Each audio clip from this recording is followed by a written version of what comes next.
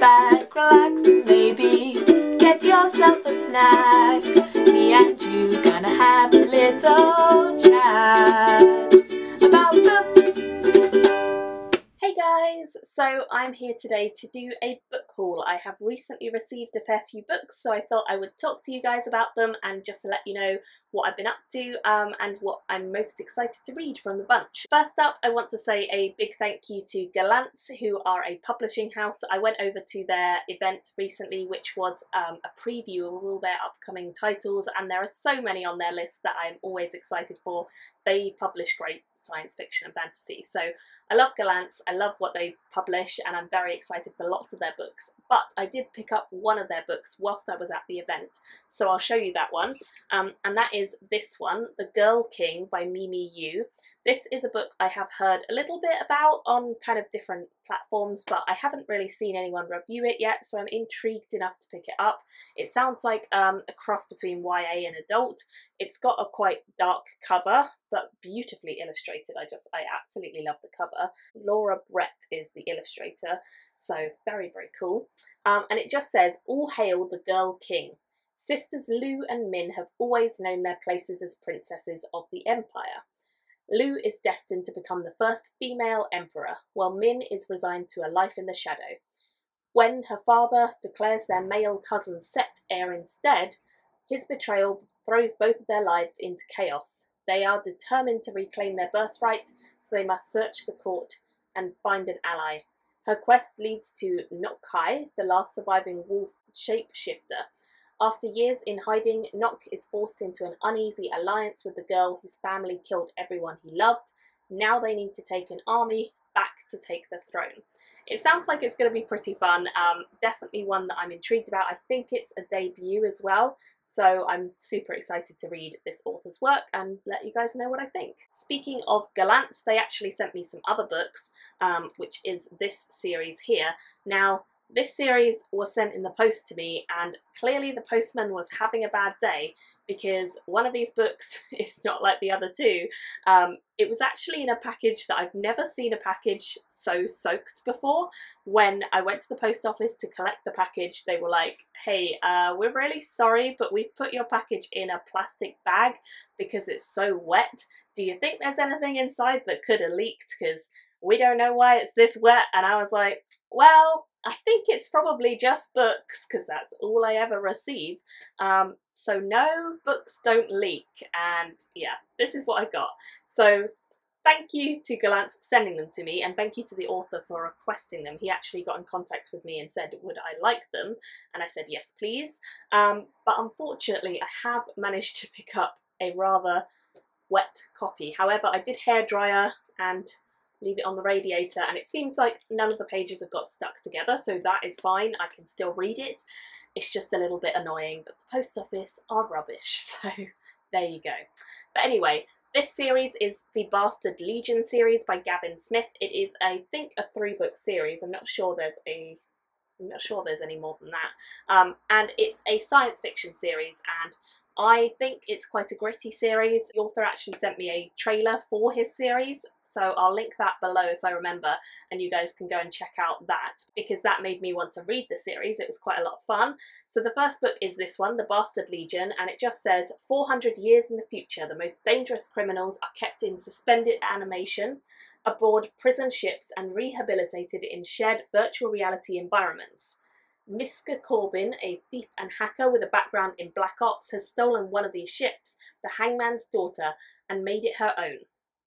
Controlled by explosive collars and trained in virtual reality by the electronic ghost of a dead Marine sergeant, the thieves, gangsters, murders, and worse are transformed into Miska's own private indentured army, the Bastard Legion.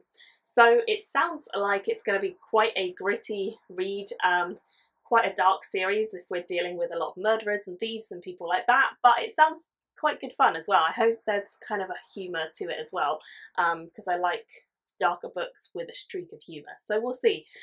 Definitely excited to have these 3 books, so, and I'll let you guys know what I think when I get to them.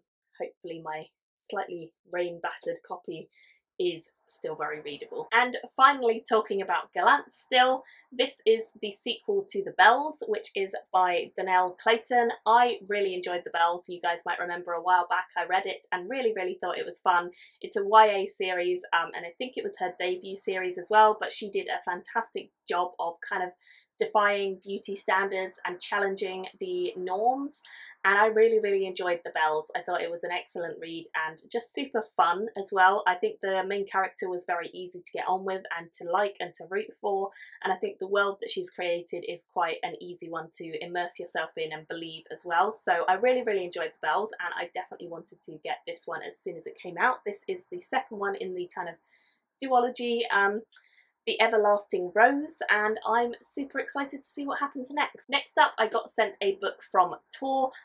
This is really exciting because the covers for these books are so beautiful. Look at this. It's just gorgeous. You cannot get more beautiful books than this, and this is actually a sequel to a book with an equally beautiful front cover, so when they're together, like, look at this. The cover art for the first one is by Stefan Martinet. They're both by the same designer, so really cool artwork. I've actually just read this one. I didn't love it as much as I was hoping to, but I found it interesting enough and kind of unique enough because it's based on a concept of a world where magic comes from music and poetry and being creative, to want to go on to the second one, which is this one, Fire Dance. It's by Ilana C. Myer. I don't really know where this one goes because I feel like the first one could almost have been a standalone, but there is a second one, so I'm intrigued.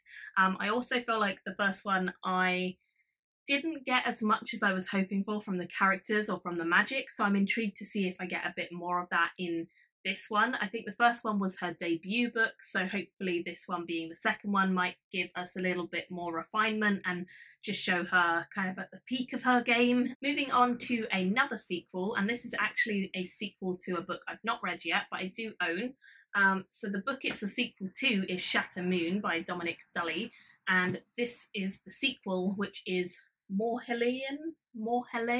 I don't know how you say that. This one I believe comes out in April. It's being published by Joe Fletcher, and as you can see, I think they have something to do with like space or something like that, because they both have planets and, well, maybe a moon and a sun or something on them. So I believe we follow a character called Ori, who is kind of part of a family who's very good at conning people, especially the ruling ascendancy families, and then one day Ori goes kind of off script. She steals a pendant that's super valuable, way more valuable than she realised, and then I think she gets rescued somehow by a spaceship, like a lone spaceship which has a dog and some people, and she doesn't really know what else to do, so she climbs aboard and it's kind of them against everyone else who wants the pendant back. I'm assuming it all leads up to a crazy dramatic war or something like that. The series itself is called The Long Game, so that sounds pretty interesting. I guess that's something to do with like heists and con men and all that. And I think this cover at the bottom actually really reminds me of The Long Way to a Small Angry Planet, so I wonder if that's kind of what they were going for. The one on here does as well, but yeah, very similar tones. So yeah, this one is Morhelion. Very intrigued to see what happens with this series. I'll probably read them back to back if I do get to them, because I tend to find that works for me. And the final book I have to show you guys today is this one, 16 Ways to Defend a Walled City by KJ Parker, who is a World Fantasy winning author, apparently. This is the story of Orhan, son of seer doctors Felix Praeclarissimus. That is a long name. Look at this. Way too long. So anyway, he's the son of some guy. A siege is approaching and the city has little time to prepare. The people have no food and no weapons, and the enemy has sworn to slaughter them all. To save the city will take a miracle, but what it has is Orhan. Orhan has far more experience with bridge building than battles, is a cheat, a liar, and has a serious problem with authority. He is, in other words, perfect for the job. So it sounds quite unique and different. I'm definitely intrigued to kind of see the historical spin on this fantasy book, and whether there is actually a lot of fantasy in it, I don't even know. So we'll see. maybe it's not even fantasy at all, but it is published by Orbit and they usually do science fiction and fantasy. So that is everything. You can see them all down here. Thanks to all the publishers for sending them to me. As always, thank you all for watching. Do let me know if there's any you particularly want me to read, like sooner rather than later, and I shall see you all soon. Thanks guys, bye! Thank you for watching my video today. Go pick up a book, then come back and chat with me again.